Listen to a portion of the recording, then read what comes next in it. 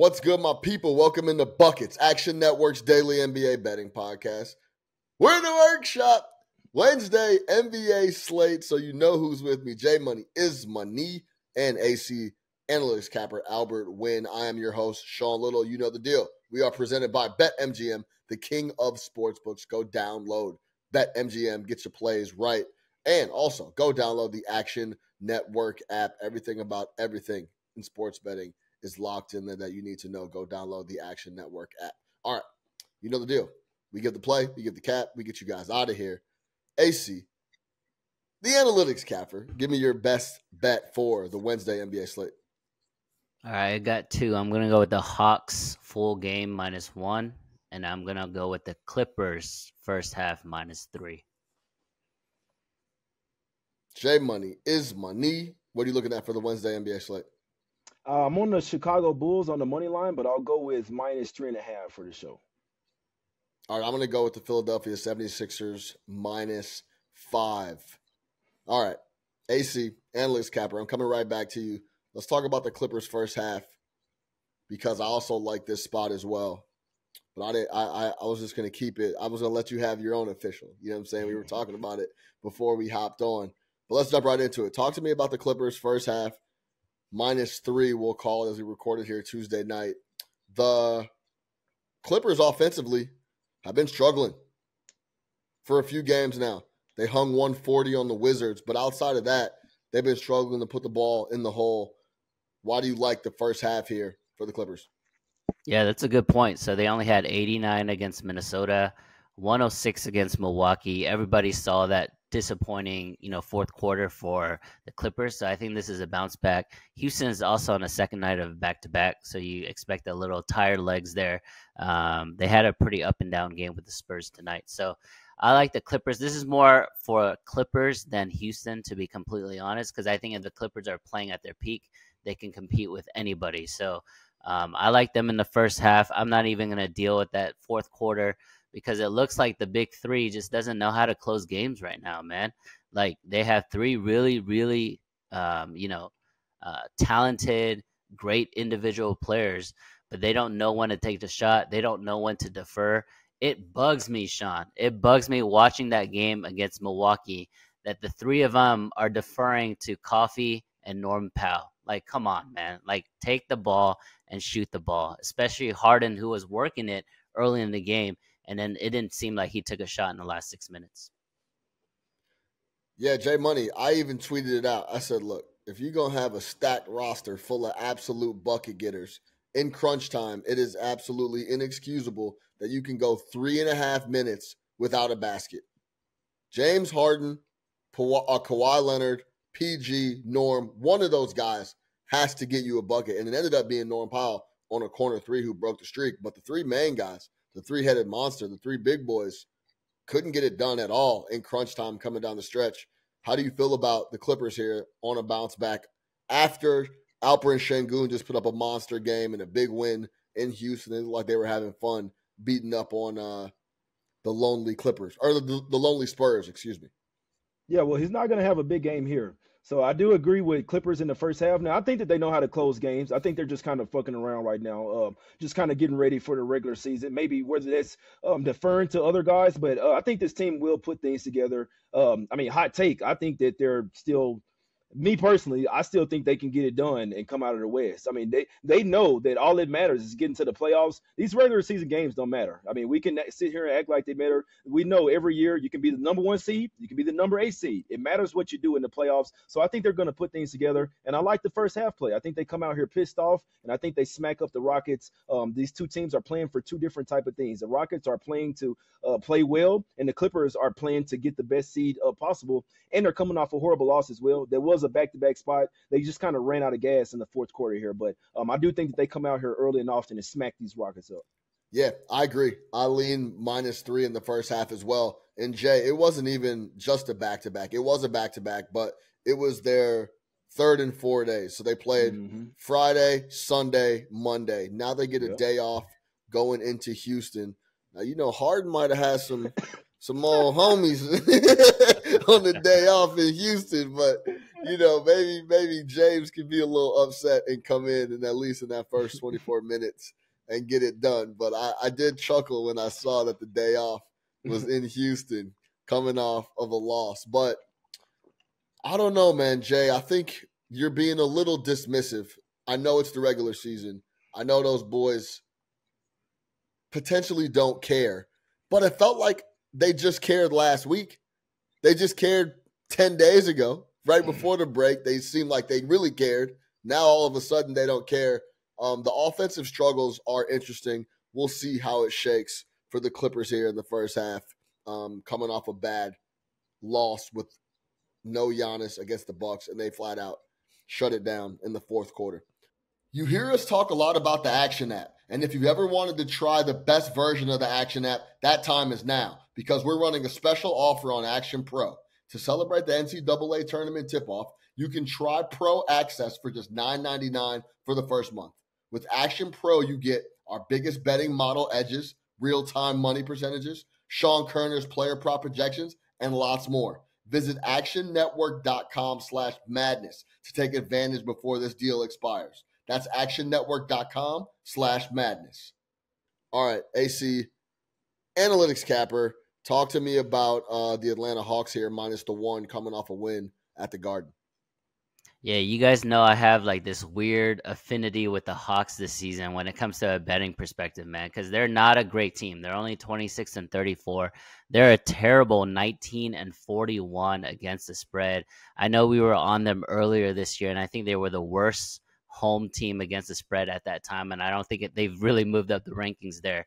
But to me, this is a nice spot. I know Atlanta, I mentioned, they don't cover very often, and it's hard to expect them to cover back-to-back games because they did cover tonight on Tuesday night. But both teams are gonna be on a second night of back-to-back. I know both teams are gonna be traveling into Atlanta, but I'm gonna give the advantage to the home team here, and I think Atlanta is gonna cover back-to-back games for potentially the first time all year. I haven't looked at that stat, but they haven't covered very many. I just think it's a great spot for them. And Cleveland, on the other side, is coming off a miraculous fourth quarter comeback win against the Boston Celtics, who were smacking them all game long. I think Dean Wade had 20, and Boston as a team only had 17 in that fourth. So, I mean, this is a crazy letdown spot for Cleveland after that huge emotional win. And I think Atlanta is going to get it done at home. J Money is money. Any thoughts on Atlanta coming off a win? Still no Trae Young. He had the surgery, so he's out still. But they for a team that is the worst cover in the NBA and are down there at around 31% or something crazy, like 37% on a covering rate on a night-to-night basis, on pace to be one of the worst in 20 plus years. Any thoughts on this spot here for Atlanta? I'm not even going to waste your time. I don't have any thoughts on this game. I could see it going either way. It's really hard for me to trust the Atlanta Hawks the way that they played both of those games versus the Brooklyn Nets. So they played a really good game tonight in the Garden. I'm sure you saw that firsthand, Sean. So they're coming off a nice win. They do have a bit of a rest advantage here as far as having 2 days off before the game before. But it's really hard to wrap my head around the Atlanta Hawks. You never know what you're going to get from them. So it's a clear pass for me. Yeah, they got the W and covered the number against the Knicks. That pushes them to 20-41 ATS. That's 32.8%. They were below that 30. They were on that 31% mark coming into the game. Yeah, I mean, to be honest, the only guy in the handicapping universe that's picking the right time to take the Atlanta Hawks has been Albert Wynn. So if Albert likes the spot on the Hawks, I can't talk him off. But yeah, they're an impossible team to figure out. I'll say this. I've actually mentioned this multiple times. Anytime there's no Jalen Brunson on the floor for the Knicks, it is a auto fade. It's a little different situation in Cleveland where he bumps knees and goes out. But if coming into the game, he is not going to play, I would highly suggest you looking at unders, team total unders, and fading the Knicks. And I'm looking for every situation to back the Knicks, but that's not the play. All right, J Money is money. Talk to me about the Bulls, -3.5. Kobe White went crazy against the Kings, got the W. Why are you backing the Bulls here? Yeah, so I'm going with the Bulls in this one, man. -3.5 here, AC. I like the Bulls in this one. Obviously, the Jazz are absolutely decimated, in my opinion. Now, the Bulls did already beat them earlier this season, 130 to 113. This line has unfortunately it's been just climbing up all day. It opened up at Bulls +1, then it went to -1, and then up to 2, and then up to 3. It's touching 3.5, 4 now, but I still think this is a game that the Bulls can run away with. I do think that they got to come out in the first half as well and punch this team in the mouth, because the Jazz still have some players, but I mean they're just dropping bodies all over the place. The Jazz, I'm not even sure if they're trying to win games right now. They're only 2-8 against this. They're only 2-8 straight up in their last 10 games, 3-7 against the spread as well. This is a team that damn near lost to the Washington Wizards. Like, they were down by 5 points with 7 minutes to go in the fourth quarter, and then the Wizards, I think it was more than the Wizards that just kind of just fell apart and only scored 5 points the rest of the way. So if the Wizards had a chance to beat this Jazz team, I think the Bulls, who have everything to play for, or he could possibly catch that 8 seed, they actually have something to play for. Whereas the Jazz, they're sitting on the outside looking in. I don't think that they really have a chance to get that 10 seed over there. I think this is a total Bull spot. They're playing with a ton of confidence, coming off that huge comeback win versus the Sacramento Kings, which I was on the Bulls in that one as well. So I'm rocking with the Bulls to keep it going in this one, and I think they're very motivated to get some of these wins. I think the Bulls, because their next couple games are probably going to be losses, but this is almost like a must-win spot for the Bulls, AC, and I think they keep it going here. What do you think about this game? Yeah, I like that spot, Jay. I mean, it's a steaming road favorite. Utah has been pretty good on the road, at home 19-11, but they're the Bulls are getting laying points here, so I think that's a big tell. I'm sad you brought up that Wizards game, because I was on Washington. That was a terrible collapse there. I think it was a tankathon. It was which team was going to try to lose on purpose even harder, right? It was just terrible basketball to close the game there. Chicago's been playing well. You mentioned Utah kind of fell off a cliff now for the last month or so, 2-8 in their last 10. Chicago's actually playing well. I know they're only 5-5 in their last 10, but they've covered the last 6 of that, and they've been going on this like zigzag, like cover, not cover, cover, not cover. I think they're gonna break that trend. So they just covered against Sac. I think they're gonna cover tonight against Utah. So I like that spot a lot. Chicago right now is healthier as well. That's a fact. Yeah, and sometimes like when you come back from a huge win, huge comeback like that, that gives you confidence to say like, hey, guys, if we don't get down 22, we can blow this team out. You said we can blow these guys out, man. So I think that gives them a ton of confidence. It was a big win. I think they come into Utah and play defense as well. As long as you guard the 3-point line versus this Jazz team, you can beat them, man. You can beat them. And so obviously without their best player, without Lauri Markkanen, I just think that's kind of telling, the fact that they're kind of sitting him out of these games. I know they say that he has a quad, but regardless, man, he's not going to be out there. And if he was out there, AC, that would be big, because he was drafted by the Bulls, and he always comes to play versus Chicago Bulls. So I was just telling myself, if Markkanen doesn't play in this game, I have to take the Bulls. So I have to go with my gut, and that's what I'm rocking with here in the Bulls. But AC, I did want to ask you about one game. What do we think about Warriors versus the Bucks? Warriors obviously coming off a game where they lost by 52 points. Bucks on the other end, Giannis is kind of banged up right now, but they're coming off a huge comeback win. I believe they won 6 or 7 straight games. What do you think about this game? Yeah, I mean, it's a Warriors spot or nothing at all for me. I mean, that's how, when it comes to betting the NBA night to night, you try to find these spots. There's no way you can, in my opinion, back the Bucks with that amazing comeback. We talk about how the Clippers blew it, but I mean, the Bucks took it as well. I think they scored 40-something points in the fourth quarter to take it. And then the Warriors, they're back home, I believe, right? Or are they on the road, Jay? No, the Warriors are back at the house. Yeah, they're back home after that, 50-point blowout against Boston. So this is a get-right spot for that team, who are still in contention. So I like the Warriors there. What are your thoughts on that game? Yeah, I want to take the Warriors. Now, I've been back in the Bucks. I know I said that they were going to come out and start smashing after the All-Star break, and that's exactly what they've done. They've won 6 straight, covered 6 straight as well. But that was a lucky win the last game. I mean, especially cover as well. We know Giannis ruled out, and then they were losing the whole game. They were down by 15, and then ended up coming back and covering. You know what I think happens here, AC? For some reason, I feel like Giannis might come back, and it's going to be the opposite. Last game, Giannis was out. They ended up covering. I think this game, Giannis is going to come back. The line is going to move. That's why I'm not in a hurry to take the Warriors yet.